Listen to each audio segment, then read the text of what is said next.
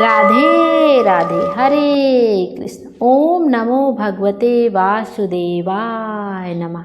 कृष्णाय वासुदेवाय हरिये परमात्मने प्रणतः क्लेशनाशाय गोविंदाय नमो नमः। हरे कृष्ण। आज मार्गशीर्ष माह का 8वां दिन है और आज हम श्रीमद् भगवद गीता महात्म्य के 8वें अध्याय का श्रवण करेंगे। भगवान शिव कहते हैं, देवी अब 8वें अध्याय का महात्म्य सुनो। उसके सुनने से तुम्हें बड़ी प्रसन्नता होगी। लक्ष्मी जी के पूछने पर भगवान विष्णु ने उन्हें इस प्रकार 8वें अध्याय का महत्व बतलाया था। दक्षिण में आमर्दकपुर नामक एक प्रसिद्ध नगर है। वहाँ भाव शर्मा नामक एक ब्राह्मण रहता था, जिसने वेश्या को पत्नी बनाकर रखा था। वह मांस खाता था, मदिरा पीता, श्रेष्ठ पुरुषों का धन चुराता, पराई स्त्री से व्यभिचार करता और शिकार खेलने में दिलचस्पी रखता था। वह बड़े भयानक स्वभाव का था और मन में बड़े बड़े हौसले रखता था। एक दिन मदिरा पीने वालों का समाज जुटा था। उसमें भाव शर्मा ने भरपेट ताड़ी पी, खूब गले तक उसे चढ़ाया। अतः अजीर्ण से अत्यंत पीड़ित होकर वह पापात्मा कालवश मर गया और बहुत बड़ा ताड़ का वृक्ष हुआ। उसकी घनी और ठंडी छाया का आश्रय लेकर ब्रह्म राक्षस भाव को प्राप्त हुए कोई पति पत्नी वहाँ रहा करते थे। उसके पूर्व जन्म की घटना इस प्रकार है। एक कुशीबल नामक ब्राह्मण था, जो वेद वेदांग के तत्वों का ज्ञाता, संपूर्ण शास्त्रों के अर्थ का विशेषज्ञ और सदाचारी था। उसकी स्त्री का नाम कुमति था। वह बड़े खोटे विचार की थी। वह ब्राह्मण विद्वान होने पर भी अत्यंत लोभवश अपनी स्त्री के साथ प्रतिदिन भैंस, काल पुरुष और घोड़े आदि दानों को ग्रहण किया करते थे, परंतु दूसरे ब्राह्मणों को दान में मिली हुई कौड़ी भी नहीं देता था। वे ही दोनों पति पत्नी कालवश मृत्यु को प्राप्त हुए। वे दोनों ही ब्रह्म राक्षस हुए। वे भूख और प्यास से पीड़ित हो इस पृथ्वी पर घूमते हुए उसी ताड़ वृक्ष के पास आए और उसके मूल भाग में विश्राम करने लगे। इसके बाद पत्नी ने पति से पूछा, नाथ, हम लोगों का यहाँ महान दुख कैसे दूर होगा? ब्रह्म राक्षस योनि से किस प्रकार हम दोनों की मुक्ति होगी? तब उस ब्राह्मण ने कहा, ब्रह्म विद्या के उपदेश, अध्यात्म तत्व के विचार और कर्म विधि के ज्ञान बिना किस प्रकार संकट से छुटकारा मिल सकता है? यह सुनकर पत्नी ने पूछा, किम तद ब्रह्मा किम आध्यात्मम किम कर्म पुरुषोत्तम? पुरुषोत्तम वह ब्रह्मा क्या है, आध्यात्म क्या है और कर्म कौन सा है?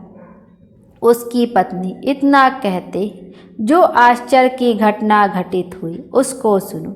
उपयुक्त वाक्य गीता के 8वें अध्याय के आधा श्लोक था। उसके श्रवण से वह वृक्ष उस समय ताड़ के रूप को त्याग कर भाव शर्मा नामक ब्राह्मण हो गया। तत्काल ज्ञान होने से विशुद्ध चित्त होकर वह पाप के चोले से मुक्त हो गया तथा उस आधे श्लोक के महात्म से वे पति पत्नी भी मुक्त हो गए।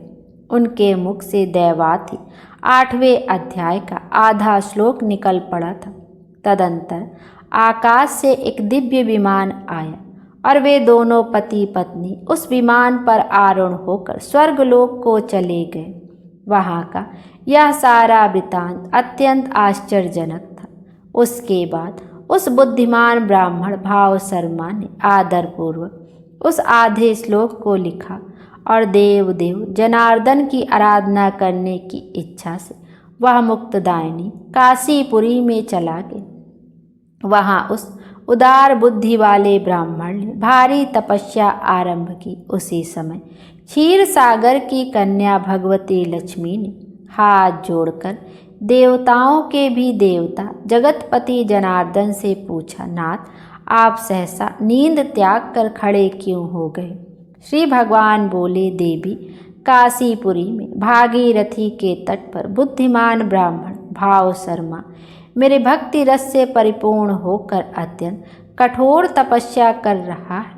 वह अपनी इंद्रियों को वश में करके गीता के 8वें अध्याय के आधे श्लोक का जप करता है। मैं उसकी तपस्या से बहुत संतुष्ट हूँ। बहुत देर से उसकी तपस्या के अनुरूप फल का विचार कर रहा था।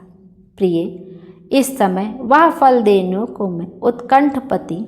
पार्वती जी ने पूछा, भगवान, श्री हरि सदा प्रसन्न होने पर भी जिसके लिए चिंतित हो उठे थे, उस भगवत भक्त भाव शर्मा ने कौन सा फल प्राप्त किया?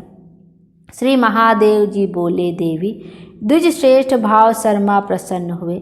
भगवान विष्णु के प्रसाद को पाकर आत्यांतिक मोक्ष को प्राप्त हुआ तथा उसके अन्य वंशज भी जो नरक यातना में पड़े थे उसी के शुद्ध कर्म से भगवत धाम को प्राप्त हुए। पार्वती, यह 8वें अध्याय का महत्व थोड़े में ही बताया है, इस पर सदा विचार करना चाहिए। बोलिए भगवान विष्णु की जय। हरे कृष्ण। 8वां अध्याय यहीं पर समाप्त हुआ। राधे राधे। आइए अब श्री कृष्ण जी की आरती का भी श्रवण करते हैं। आरती युगल किशोर की जय, तन मन धन न्योछावर की जय। आरती युगल किशोर की जय, तन मन धन न्योछावर की जय। रवि शशि कोट बदन की शोभा, ताहि निखरी मोर मन लोभा। गौर श्याम मुख निरखत रीझ, प्रभु स्वरूप नयन भर लीज। कंचन थाल कपूर की बाती, हरि आए निर्मल भय छाती। फूलन की सेज फूलन गलमाला, रत्न सिंहासन भय नंद लाला। मोर मुकुट कर मुरली सोह, नटवर वेश निरख मन मोह। ओढ़े नील पीत पट सारी, कुंज बिहारी गिरिवर धारी। नंद लाल वृषभान दुलारी, आरती करत सकल नर नारी। आरती युगल किशोर के कीजे, तन मन धन न्योछावर कीजिए। बोलिए विष्णु भगवान की जय। हरे कृष्ण। भगवान विष्णु हम सब की मनोकामना पूर्ण करें और हमारे जीवन को खुशियों से भर दें। Thank you.